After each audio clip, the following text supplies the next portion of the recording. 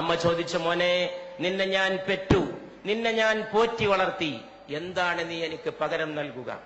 സർവജ്ഞ പീഠമേറിയ ശങ്കരനോട്, വിജ്ഞാനത്തിന്റെ ഏഴാകാശങ്ങളെ ജയിച്ചടക്കിയ ശ്രീശങ്കരനോട് അദ്ദേഹത്തിന്റെ അമ്മയായ സാധാരണ സ്ത്രീയുടെ ചോദ്യമാണ്, നിന്നെ പെറ്റതിന്, നിന്നെ പോറ്റി വളർത്തിയതിന് എന്താണ് മോനെ നീ എനിക്ക് പകരം നൽകുക?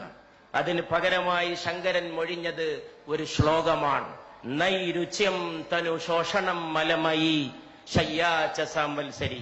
അമ്മേ, എന്നെ ഗർഭം ചുമന്നപ്പോൾ അമ്മക്ക് ഭക്ഷണത്തോട് രുചിയില്ലായ്മ തോന്നിയിരുന്നു അമ്മേ. നൈരുച്യം തനു ശോഷണം, തത്ഫലമായി ഭക്ഷണം വേണ്ടത്ര കഴിക്കാത്തത് കൊണ്ട് അമ്മ മെലിഞ്ഞു പോയിരുന്നു അമ്മേ. അമ്മയുടെ ദേഹം ശോഷിച്ചു പോയിരുന്നുവോ? മലമയി ശയ്യാച്ച സാംവത്സരി, എന്റെ മലമൂത്രത്തെ അമ്മ കൊല്ലക്കണക്കിന് കാലം ശയ്യയാക്കിയിരുന്നുവോ? ഇന്നത്തെ പാഠപുസ്തകങ്ങൾ ഇതൊന്നും തെരഞ്ഞിട്ട് കാര്യമില്ല. ഇന്നത്തെ വിദ്യാഭ്യാസത്തിൽ A+B all square is equal to A square plus B square plus 2AB എന്ന് പഠിപ്പിക്കുന്ന തിരക്കിൽ അമ്മയാരെന്ന് പഠിപ്പിച്ചു കൊടുക്കാൻ ഒരു സംവിധാനവുമില്ല. അതുകൊണ്ട് അമ്മയെ വീടുകളിൽ നിന്ന് ആട്ടിപ്പുറത്താക്കുന്നവരൊക്കെ വിവരമില്ലാത്തവരും വിദ്യാഭ്യാസമില്ലാത്തവരുമാണെന്ന് ധരിക്കണ്ട. അവരൊക്കെ വലിയ ബഹുമതികളുടെ അക്ഷരക്കൂട്ടങ്ങളെ സ്വന്തം പേരിന്റെ അകമ്പടി ചേർത്ത് എഴുതി വെക്കുന്നവരും ബിരുദ കൂമ്പാരങ്ങളിൽ ജീവിക്കുന്നവരുമാണ്. പക്ഷെ അമ്മയെ തിരിച്ചറിയാൻ വേണ്ടത് വേറെ ഒരു ജ്ഞാനമാണ്, സ്നേഹത്തിന്റെ ഒരു ജ്ഞാനമാണ്. അമ്മ വീണ്ടും നിർബന്ധിച്ചപ്പോൾ ശങ്കരൻ ഒരു ശ്ലോകം ചൊല്ലി തന്റെ അമ്മക്ക് നന്ദി പറയുകയാണ് ചെയ്തത്. നമസ്തേ നമസ്തേ ജഗന്നാഥ വിഷ്ണു, നമസ്തേ നമസ്തേ ഗദാ ചക്രപാണേ, നമസ്തേ നമസ്തേ പ്രപന്നാർത്തിഹാരിൻ, സമസ്താപരാധം ക്ഷമസ്വാഖിലേശം, മുഖേ ചന്ദ്രഹാസം നഖേ ചന്ദ്രഭാസം, കരേചാരു ചക്രം സുരേഷാഭിവന്ദ്യം, ഭുജംഗേ ശയാനം ഭജേ പത്മനാഭം എന്ന് മകൻ ചൊല്ലുമ്പോ അമ്മയുടെ രണ്ട് കണ്ണിൽ നിന്നും കണ്ണുനീരിന്റെ പ്രവാഹമായിരുന്നു. അങ്ങനെയാണ് ആര്യാമ്പ കണ്ണടച്ചത് എന്ന് ചരിത്രം നമ്മോട് പറയുന്നു. പ്രവാചകൻ മുഹമ്മദ് നബി സല്ലല്ലാഹു അലൈഹി വസല്ലമയുടെ മുമ്പിൽ ചെന്ന് ഒരു ശിഷ്യൻ ചോദിച്ചു, ഞാൻ ആരോടാണ് ഏറ്റവും കൂടുതൽ നന്ദി കാണിക്കേണ്ടത്? ദൈവദൂതനായ മുഹമ്മദ് നബി സല്ലല്ലാഹു അലൈഹി വസല്ലം മറുപടി പറഞ്ഞു, നിന്റെ മാതാവിനോട്.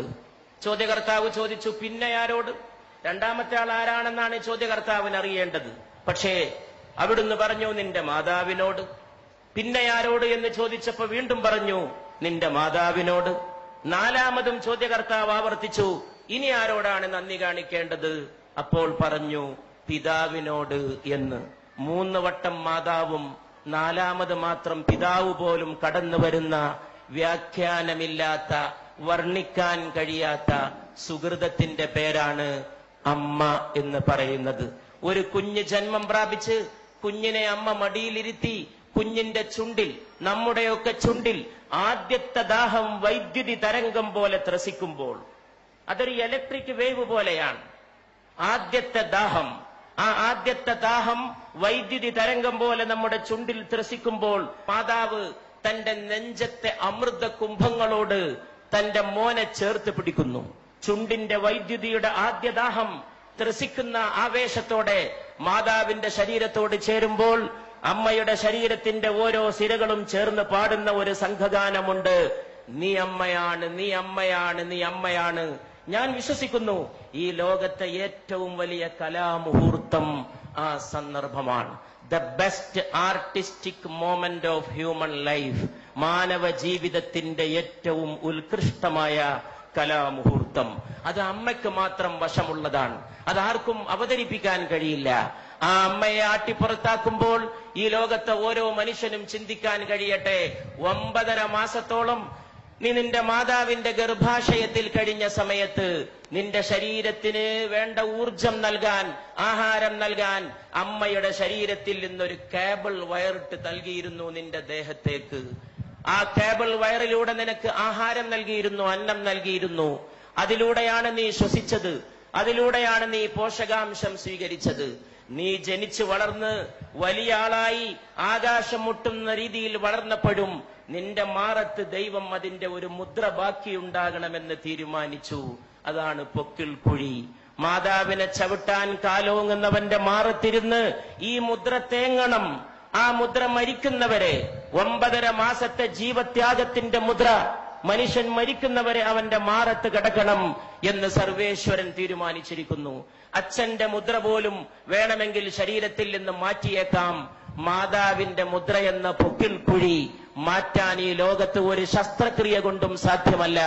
അത്ര വലിയ അടയാളമായി അത് ജ്വലിച്ചു നിൽക്കുകയാണ്. ഈ നാട്ടിക കടപ്പുറത്ത് തടിച്ചുകൂടിയ സഹോദരങ്ങൾക്ക് മുമ്പിൽ എന്റെ വാക്കുകൾ അവസാനിപ്പിക്കുമ്പോൾ എനിക്കൊന്നേ പറയാനുള്ളൂ. ഈ ലോകത്തിന്റെ ഇന്നത്തെ ഏറ്റവും വലിയ പ്രശ്നം ഏതാണ്?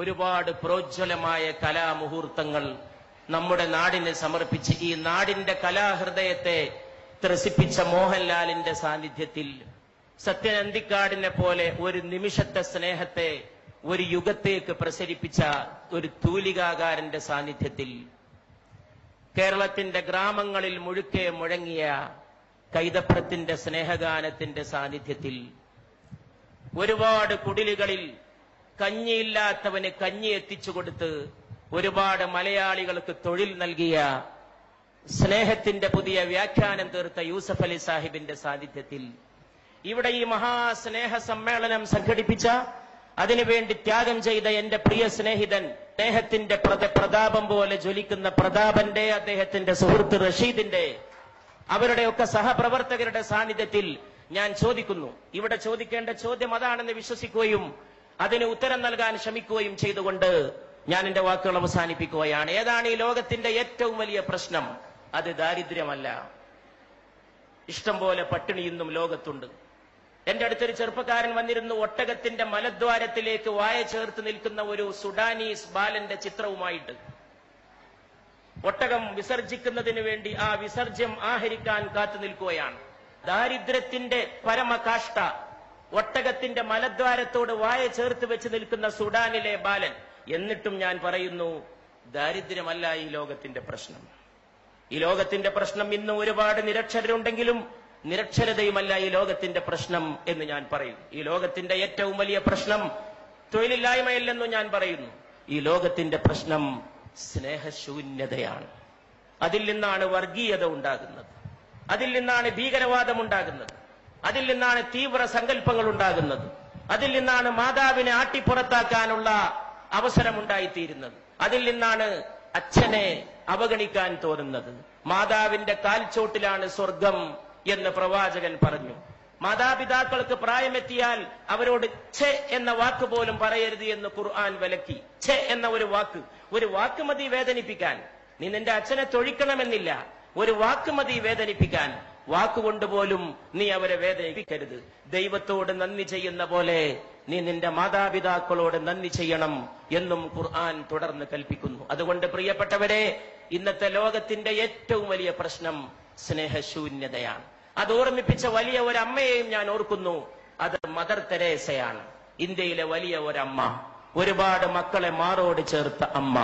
സ്നേഹമെല്ലാം ജയിക്കും, സ്നേഹമെല്ലാം പൊറുക്കും എന്ന് പഠിപ്പിച്ച ആ അമ്മയുടെ പേരിൽ ഈ സ്നേഹ സദസ്, ഇവിടെ കൂടിയ എല്ലാ അമ്മമാരുടെയും പേരിൽ, മോഹൻലാലിന്റെ അമ്മ ഇവിടെ വിളക്ക് കൊളുത്താൻ എത്തിയത് ഒരുപക്ഷെ ഈ മൺതരികൾ നാളെ ഓർത്തേക്കും.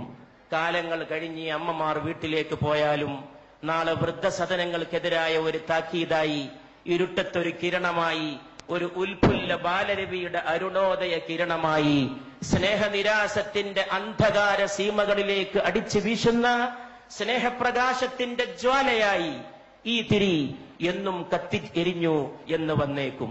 അപ്പോഴും നിങ്ങളും ഞാനും ഓർത്തേക്കും, നമ്മൾ രാത്രി ഉറങ്ങിക്കിടക്കുമ്പോ നമ്മുടെ പിതാവ് വന്നത്. അർദ്ധരാത്രിക്ക് ശേഷം തൊട്ടിലിൽ കിടക്കുന്ന എന്നെയോ നിങ്ങളെയോ നോക്കി അമ്മയോട് അല്ലെങ്കിൽ ഉമ്മയോട്, അച്ഛൻ അല്ലെങ്കിൽ ബാപ്പ ചോദിച്ചത്, ഉപ്പ ചോദിച്ചത്, എന്റെ മോൻ ഉറങ്ങിയോ? എന്റെ മോൻ. ഈ ലോകത്ത് ട്രാൻസ്ലേഷൻ ഇല്ലാത്ത, പരിഭാഷയില്ലാത്ത ചില പദങ്ങളുണ്ട്, അതിൽപ്പെട്ടതാണിത്. ആ സമയത്ത് പാവം മാതാവ് പറഞ്ഞിരിക്കും, മോൻ ഉറങ്ങി അല്ലെങ്കിൽ മോൾ ഉറങ്ങി എന്ന്. അപ്പൊ ഈ പിതാവ് തൊട്ടിലിൽ നിന്ന് കുഞ്ഞിനെ, നിങ്ങളെ എന്നെ വാരിയെടുത്തത്, മൂക്കോട് ചേർത്ത് ഉമ്മ വെച്ചത്, കവിളത്തും നെറ്റിയിലും ശിരസിലുമല്ല, നമ്മുടെ കുഞ്ഞിക്കാലുകൾ മൂക്കോട് ചേർത്ത് വെച്ച് ആ പാവപ്പെട്ട മനുഷ്യൻ വിതുമ്പിയത്. അതിന്റെ ഒരു സ്നേഹത്തിന്റെ മുഹൂർത്തം ഓർമ്മയുണ്ടെങ്കിൽ കേരളത്തിലെ വൃദ്ധസദനങ്ങൾ മുഴുവൻ അടച്ചിടാനും അവിടെയുള്ള വൃദ്ധ ദമ്പതികളെ സ്വന്തം വീടുകളിലേക്ക് കൂട്ടിക്കൊണ്ടുപോകാനും ഇവിടുത്തെ മക്കൾക്ക് സാധിക്കുമായിരുന്നു. എന്ന് ഞാൻ വിശ്വസിക്കുന്നു. ആ സമയത്ത് ഒരു പക്ഷേ ഏതോ ഒരു കവി വിലപിച്ച പോലെ കാലവും വിലപിച്ചേക്കും. ഈ മഹത്തായ സദസ് ഞാനൊരു ഹിന്ദുസ്ഥാനി കവിയുടെ വാക്കുകളെ കൊണ്ട് ഉദ്ഘാടനം ചെയ്യുകയാണ്. ഘർ ലോട്ട് കെ റോയേംഗെ മാം ബാപ്പ് അക്കേലെ മേ, ഘർ ലോട്ട് കെ റോയേംഗെ മാം ബാപ്പ് അക്കേലെ മേ. വീട്ടിൽ പോയിട്ട് അമ്മയും അച്ഛനും ഒറ്റക്ക് കരയും.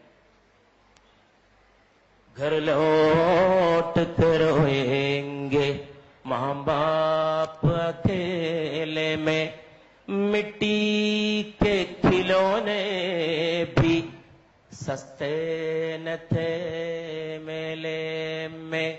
എന്തുകൊണ്ടാണ് വീട്ടിൽ പോയിട്ട് അച്ഛനും അമ്മയും ഒറ്റക്ക് കരയുന്നത്? മണ്ണുകൊണ്ടുണ്ടാക്കിയ കളിപ്പാട്ടത്തിന് പോലും ചന്തയിൽ നല്ല വിലയായിരുന്നു. ഈ കവി വാഴ്ത്തപ്പെടട്ടെ. മണ്ണുകൊണ്ടുണ്ടാക്കിയ കളിപ്പാട്ടത്തിന് പോലും ചന്തയിൽ നല്ല വിലയായിരുന്നു. മനുഷ്യരെ നിർമ്മിച്ചൊരുക്കുന്ന മാതാവിനും പിതാവിനും ഒരു വിലയുമില്ല. ആ കളിപ്പാട്ടത്തിന്റെ വിലയെങ്കിലും അമ്മയ്ക്കും അച്ഛനും തിരിച്ചേൽപ്പിക്കുന്ന മനോഹരമായ ഒരു പ്രഭാതത്തിന്റെ നാന്ദിയാകട്ടെ ഇന്നത്തെ വൈകുന്നേരത്തെ അസ്തമയ ശോഭ എന്ന പ്രാർത്ഥനയോടെ ഞാൻ എന്റെ വാക്കുകൾ അവസാനിപ്പിക്കുന്നു.